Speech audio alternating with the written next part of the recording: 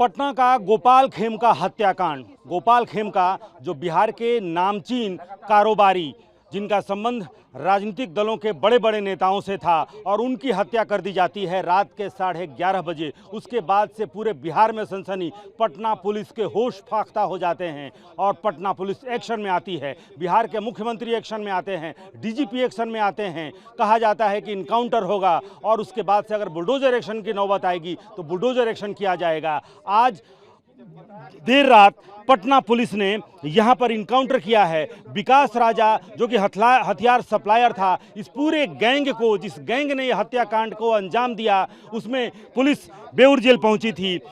Shooter को गिरफ्तार किया गया, उमेश यादव को गिरफ्तार किया गया, मास्टरमाइंड जो साव है अशोक साव, उसको गिरफ्तार किया गया और उसकी निशानदेही के आधार पर पटना पुलिस पहुंची। पटना सिटी के माल सलामी इसी इलाके में, ये जो ईंट भट्टा है, इसी ईंट भट्टे में पुलिस पहुंची यहाँ पर। और यहाँ पर आप देखिए, ये जो आप जरा इसको दिखाइए, ये देखिए यहाँ पर विकास राजा यहीं पर छुपा हुआ था। पुलिस जब पहुंची यहाँ पर, ये देखिए, ये यहाँ पर इसका एक तरह से बिस्तर लगा हुआ था। अंदर अगर आप देखेंगे तो प्लेइंग कार्ड्स आपको दिखेंगे और इस प्लेइंग कार्ड्स यानी कि इसके अंदर देखिए ये प्लेइंग कार्ड्स तक अंदर मौजूद हैं। यानी कि अंदर यहाँ पर कई दिनों से, हत्या के बाद से ही यहाँ पर अपराधी यहाँ पर छुपे रहे हैं।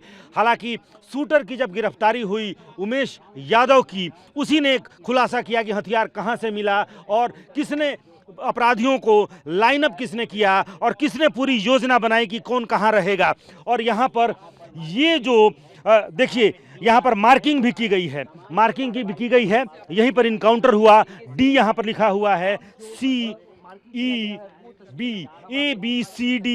यानी कि कहाँ कहाँ गोलियां चली हैं। ये देखिए, इस ईंट पर यहाँ पर लिखा हुआ है A, यानी कि यहाँ एक गोली और यहीं से खोखे बरामद किए गए हैं, जो कारतूस हैं यहाँ से बरामद किए हैं। किस तरह से यहाँ पर जो विकास राजा जो हथियार सप्लायर था और इस पूरे गैंग को उसी ने लाइनअप किया था कि कौन कहाँ रहेगा, रेकी कौन करेगा, कौन बिस्कोमान के नीचे खड़ा रहेगा, कौन क्लब में जाएगा। और हथियार, इस गैंग को हथियार उसी ने दिया था। और उसके बाद से जब गिरफ्तारियां होने लगी, उसके बाद से कहीं ना कहीं इसको, हथियार सप्लायर को भी, इसको भी अंदाज़ा हुआ कि मेरी भी गिरफ्तारी हो सकती है, मेरे नाम का भी खुलासा हो सकता है। लिहाजा ये आप एक बार इलाका देखिए, ये इलाका किस तरीके से, ये ईंट भट्टा और सुनसान इलाका, और इसी ईंट भट्टे के इस एक छोटे से गुफा में यहाँ पर आकर के, और जो हथियार सप्लायर है यहाँ पर आकर के छुप कर रह रहा था। और यहाँ पर बाजाब्ता इसने एक बोरे को अपना बिस्तरा बना रखा था और इसमें प्लेइंग कार्ड्स,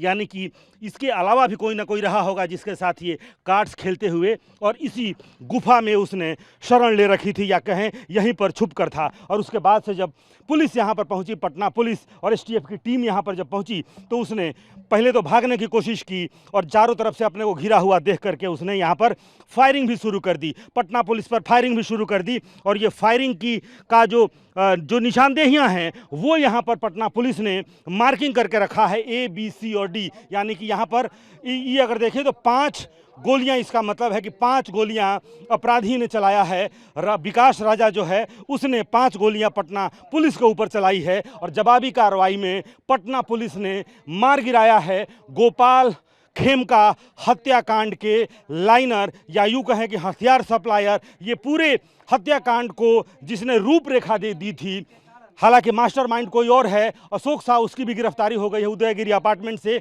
लेकिन हत्याकांड को, घटना को जिसने अंजाम देने की पूरी कार्य योजना बनाई थी, वो आकर के यहीं पर छुपा हुआ था। जिसने हथियार दिया उमेश यादव को, वो यहीं पर छुपा हुआ था। और आज पटना पुलिस ने इनकाउंटर में उसे मार गिराया है। हालांकि TV9 भारतवर्ष से बातचीत करते हुए जो विजय सिन्हा, बिहार के उप मुख्यमंत्री, उन्होंने कहा था कि अगर ज़रूरत पड़ी तो हम इनकाउंटर भी करेंगे, ज़रूरत पड़ी तो हम बुलडोजर एक्शन करेंगे। और पटना पुलिस ने, STF की टीम ने आज इनकाउंटर भी किया है और गोपाल खेमका हत्याकांड के हथियार सप्लायर विकास राजा को मार गिराया है।